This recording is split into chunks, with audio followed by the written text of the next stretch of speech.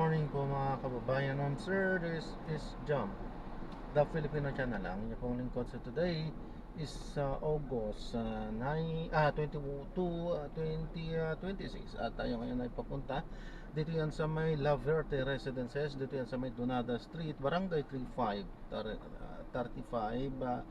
Pasay. At dadalhin natin yan sa Shangri-La Hotel at the Fort, sa may Fort Bonifacio Taguig po yan, BGC Taguig. Okay, so magbabalik po tayo mamayang unti po pag nakakuha na po natin sila. Disclaimer lamang po ang content po natin ay kalsada at hindi ang passenger, kaya naman sakali man po na may marinig kayong mga pangalan ng lugar, pangalan ng tao, pangalan ng organization sa government o private man yan, ay wala pong kinalaman ng channel na ito at wala pong pinapatungkulan. Lahat po ng pinag-uusapan dito ay pawang dito lamang po yan sa loob at wala pong pinapatungkulan sa labas. Magbabalik po tayo mamaya pag nakuha na po natin sila.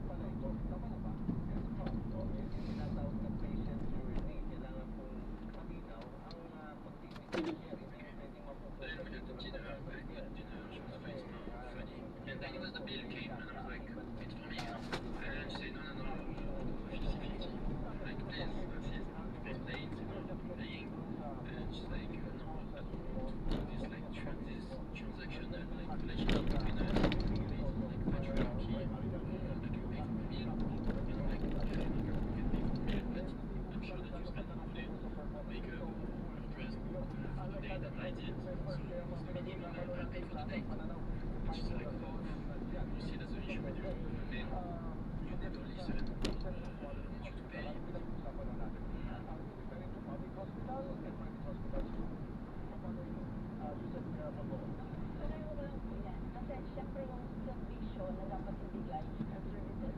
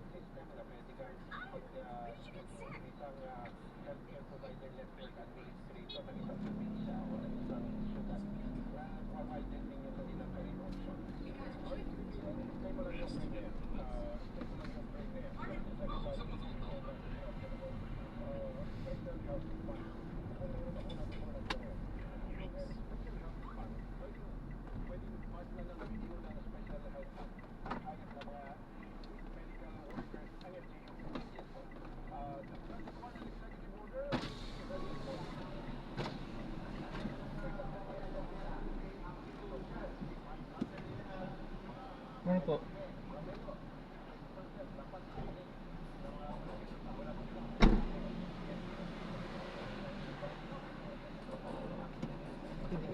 Thank you po.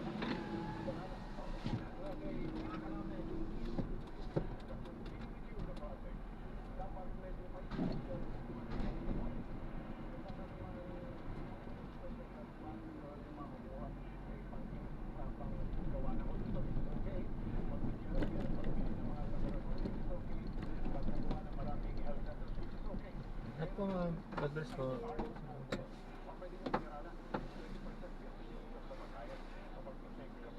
Sige po.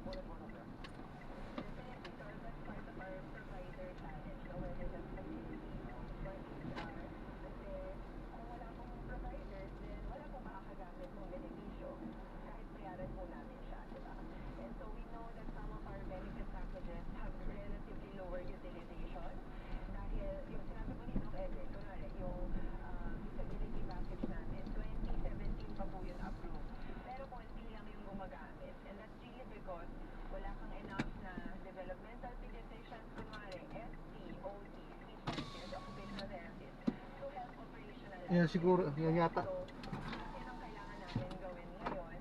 Nandyan, may bayad. Pero dapat i-organize yung provider na hindi lang po sila nakastation sa high-level facilities. Pero paano namin sila tutulungan, i-organize para makababa, kumbaga. At magkaroon na dumami rin po sila. Sa ating pagbabalik, pag-uusapan na natin,